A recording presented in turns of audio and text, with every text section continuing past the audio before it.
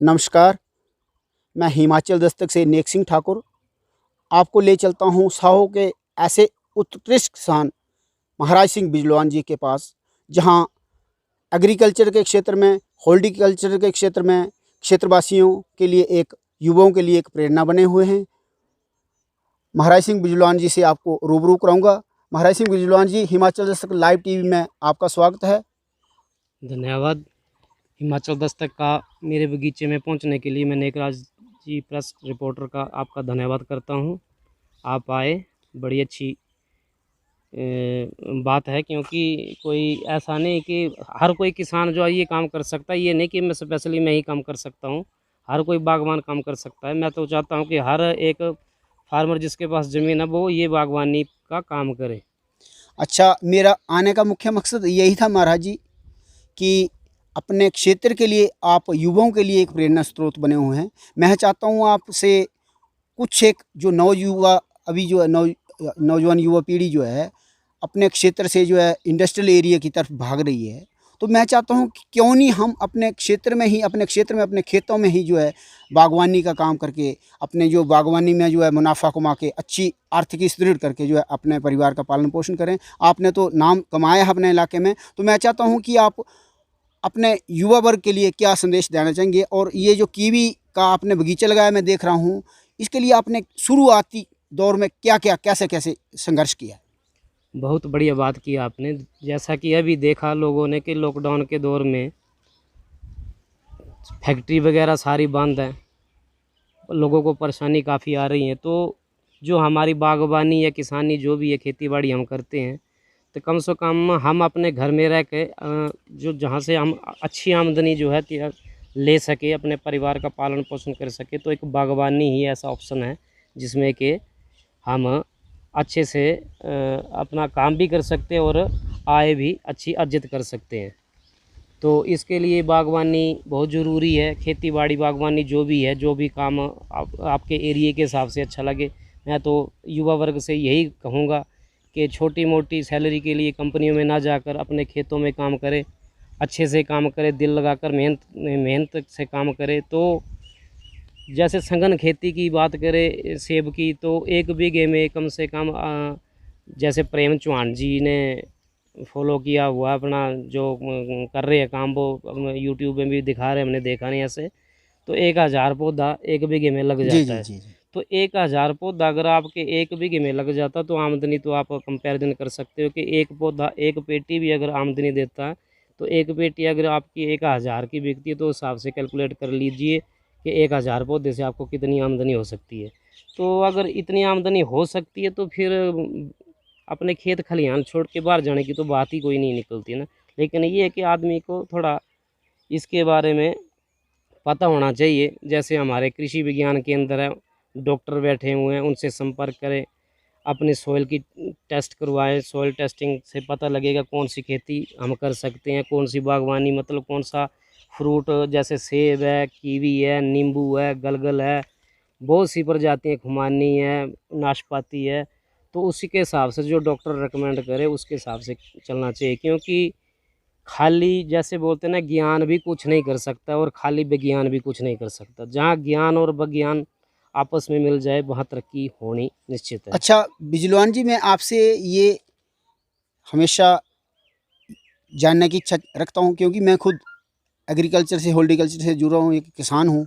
तो मैं ये चाहूँगा कि जो आपने ये कीवी का जो बगीचा लगाया है, शुरुआती दौर में मैं यही पूछना चाह रहा था कि आपने किस तरह से इसको तैयार किया है। आज जो लोग आते हैं यहाँ देखने के लिए, पर्यटक भी आते हैं यहाँ, मेरे को देखने में आया है, तो लोगों के लिए एक प्रेरणा स्रोत बने हुए हैं। आप इसके बारे में टोटल प्लीज़ ग्राउंड रिपोर्ट शुरू से ही बताएं कि क्या है। देखिए सर, ये मैंने 2014-15 में बगीचा लगाया था। इसका पौधे से पौधे की दूरी जो है वो 6 मीटर है, और रो से रो की दूरी जो है वो 5 मीटर है। तो जो हाईटेक करके जिसे बोला जाता है, ये हाईटेक करके ये बगीचा लगाया है। इसको एंगल वगैरह लगाया है, तो इससे ये हाईटेक बन जाता है।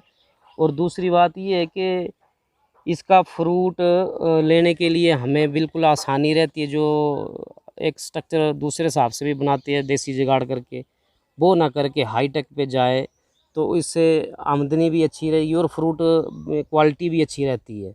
तो मेरे बोलने का मतलब ये है कि जब भी अगर ये बगीचा कोई भी अगर कीवी का लगाए तो लगाने से पहले ये सुनिश्चित ज़रूर करें कि आपके ये जो मैंने दूरी बताई 5 बाई 6 मीटर होनी चाहिए। जी जी जी। हाँ जी। अच्छा महाराज जी, मैं ये पूछना चाहूँगा, आपके खेत तो शायद प्लेन हैं, जहाँ तक मैं बताऊँ जो सीढ़ीदार खेत हैं जैसे पहाड़ी क्षेत्रों में, वहाँ पर ये कारगर साबित हो गई?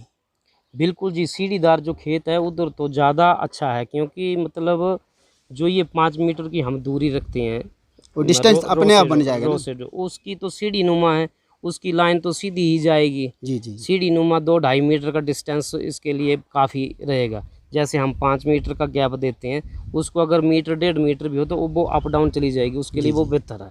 इसके लिए आपको कहीं मार्केटिंग की दिक्कत तो नहीं पेश आती है? जी नहीं, क्योंकि मार्केटिंग के लिए अभी इतने ज़्यादा बगीचे लगे भी नहीं हैं हिमाचल में। जी जी।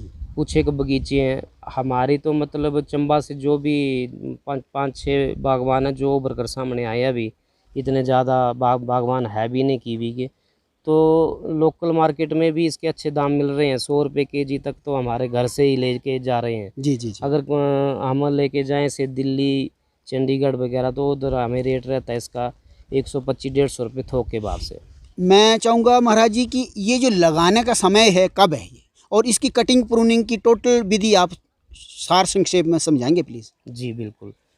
इसका लगाने का टाइम है जी दिसंबर जनवरी में ये लगते हैं, जब मतलब सर्दी होती है सर्दियों में। जी जी। और इसको 3 बाई 3 का खड्डा खोदना पड़ता है। जी 3 बाई 3 का खड्डा खोद के उसमें गोबर की खाद कम से कम 2 किल्टे डाल के, जी जी। और फिर हो सके तो मतलब गली सड़ी जितनी पुरानी गोबर की खाद हो वही इस्तेमाल करें। जी जी। और 1 साल में ही ये ग्रो कर जाता है।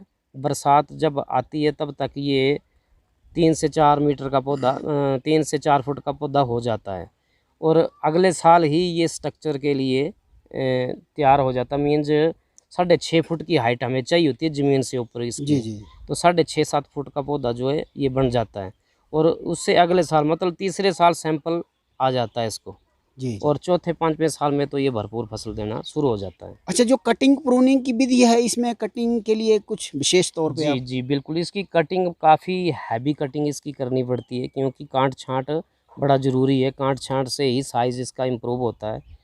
पहले तो हम इसकी सर्दियों में ही कटाई करते थे।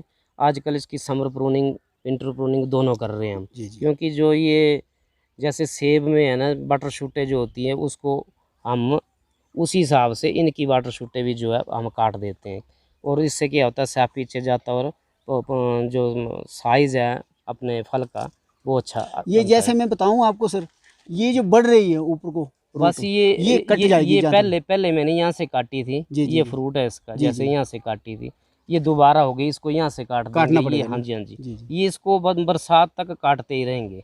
क्योंकि बढ़ती काफ़ी ग्रो करती हैं अपने आप काफ़ी को। काफ़ी ज़्यादा फैलती है ये, मतलब 3-4 बार तो इसकी कटाई करनी ही पड़ती है, और इतना ज़्यादा झाड़ बनाती है कि भाई बहुत ज़्यादा झाड़ बनाती है ये। अच्छा, तो ये आपको मैं साहो के उत्कृष्ट किसान जो हैं महाराज सिंह बिजलवान जी, अभी किसान संघ के प्रधान भी हैं हमारे यहाँ के, तो ये हमारे क्षेत्र के लिए एक प्रेरणा स्रोत हैं। नवयुग जो अपने यहाँ के जितने पढ़े लिखे हैं उनको इनसे प्रेरणा लेनी चाहिए। मैं बताऊँ, अभी तक ये कीवी का जो बगीचा है सिर्फ यही इंट्रोड्यूस करवाया है इन्होंने। इन्होंने हाई डेंसिटी प्लांट सेब के लगाए हैं, अनार के लगाए हैं। तो मैं चाहूँगा आने वाले समय में हमारे चैनल जो है चैनल, इसको आप देखते रहें। आने वाले समय में इनका भी एक चैनल बना है, उसको भी देखते रहें। किसके नाम से बने हुए आपका चैनल? मेरा kiwi and apple orchard Himachal Pradesh करके है जी। तो इनके चैनल को भी आप सब्सक्राइब करते रहें प्लीज़, क्योंकि नई नई ये जो आने वाले समय में बगीचे में जो करते हैं तैयारी, उसको ये बताते रहते हैं समय समय पर। धन्यवाद महाराज सिंह बिजलवान जी, थैंक यू। बहुत बहुत धन्यवाद जी।